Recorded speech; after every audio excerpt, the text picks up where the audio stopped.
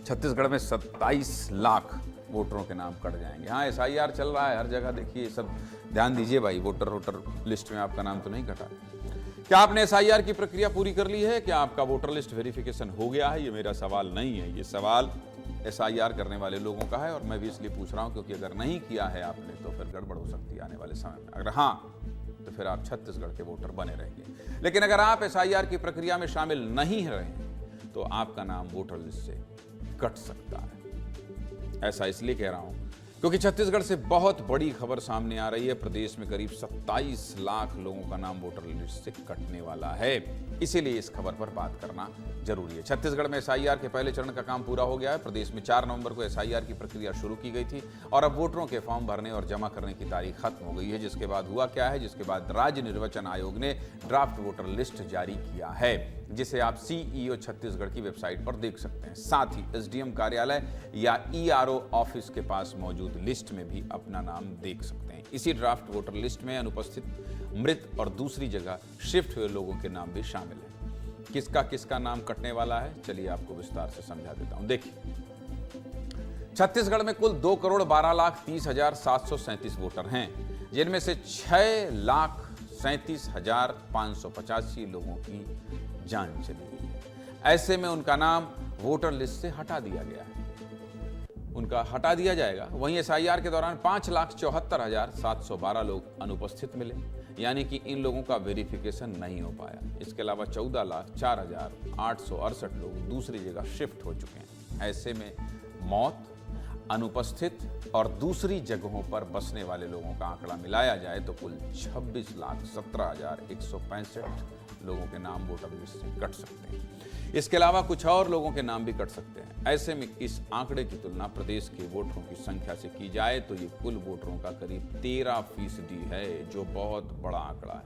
13% लोग के नाम ही कट जाएंगे। हालांकि एसआईआर में जिनके नाम कटने की संभावना है, उनके पास अभी एक और मौका है। जो लोग किसी वजह से दस्तावेज जमा नहीं कर पाए हैं या फिर वेरिफिकेशन नहीं करा पाए हैं, ऐसे लोग 22 जनवरी तक दावा आपत्ति करके सत्यापन करा सकते हैं। आपकी सुविधा के लिए दावा आपत्ति का फॉर्म ऑफलाइन और ऑनलाइन दोनों तरह से मुहैया कराया जाएगा। इस फॉर्म को दस्तावेज के साथ भरकर आप अपना नाम जुड़वा सकते हैं। इसको लेकर क्या कह रहे हैं अधिकारी, सुनिए। एसआईआर का पहला चरण के तहत प्रारूप मतदाता सूची का प्रकाशन किया गया सभी मतदान केंद्रों में, ईआरओ के ऑफिस में और डीओ के ऑफिस में।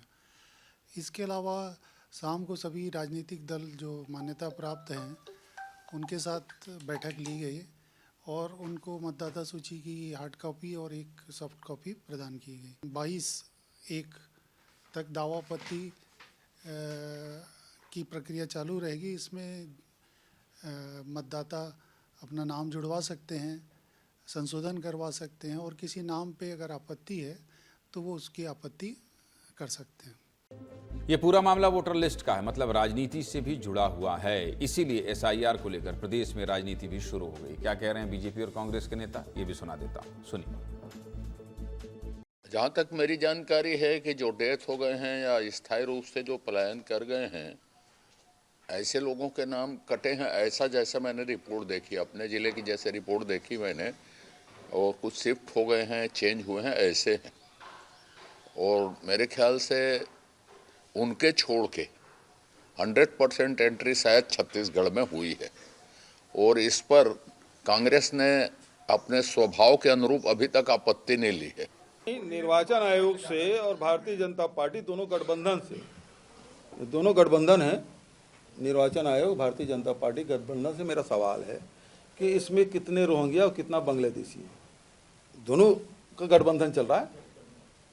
हाँ तो भाई इंडिया गठबंधन है ना, यूपीए गठबंधन है, इंडिया गठबंधन है, तो उसी प्रकार से एक नया गठबंधन है इसी और बीजेपी का। तो 27 लाख वोटरों का नाम कटने का मसला हो तो राजनीति तो इस पर होगी ही। एसआईआर का मुद्दा बिहार चुनाव, बंगाल, फिर उत्तर प्रदेश और अब छत्तीसगढ़ के नेता क्या कह रहे हैं, मृगेन जी जरा बताइए। देखिए, एसआईआर में जो आपने बताया करीब 13% नाम कटेगा। अब मैं थोड़ा पिछले विधानसभा चुनाव के आंकड़ों का जिक्र करूंगा तो कांग्रेस और बीजेपी के टोटल वोट परसेंट में सिर्फ 4% का अंतर है।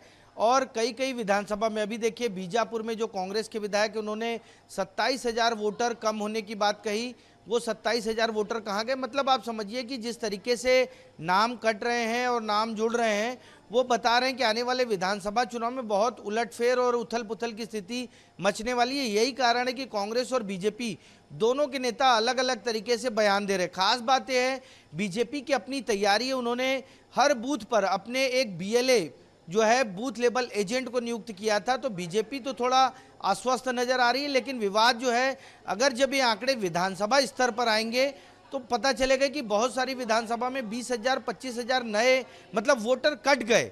वो वोटर कहाँ गए, कौन है? हालांकि दावा आपत्ति का समय है, लेकिन उम्मीद की जा रही है जिस तरीके से बिहार में SIR के बाद बहुत बड़े पैमाने पर दावा आपत्ति नहीं आई, वैसे ही छत्तीसगढ़ में भी होगा। और ये जो 13% है उसमें 1 या 2% नाम और हो सकता है जुड़ जाए। लेकिन आप समझिए कि जिस प्रदेश में जीत हार का अंतर 4% वोट पर हो जाता है, वहाँ अगर 13% वोटर बदल दिए जाते हैं, नहीं रहेंगे, तो चुनाव परिणाम किस तरीके से प्रभावित होगा, और इसको लेकर राजनीतिक दल खुद भी चिंतित हैं। जी, समय बहुत है विपक्ष के पास भी और अपना नाम जुड़वाने वालों के पास भी। जो गड़बड़ है वो काटे जाएंगे, और जो गड़बड़ नहीं है, अभी बहुत समय है, अपना सुधरवा सकते हैं, नाम जुड़वा सकते हैं। बहुत बहुत धन्यवाद मृगेंद्र।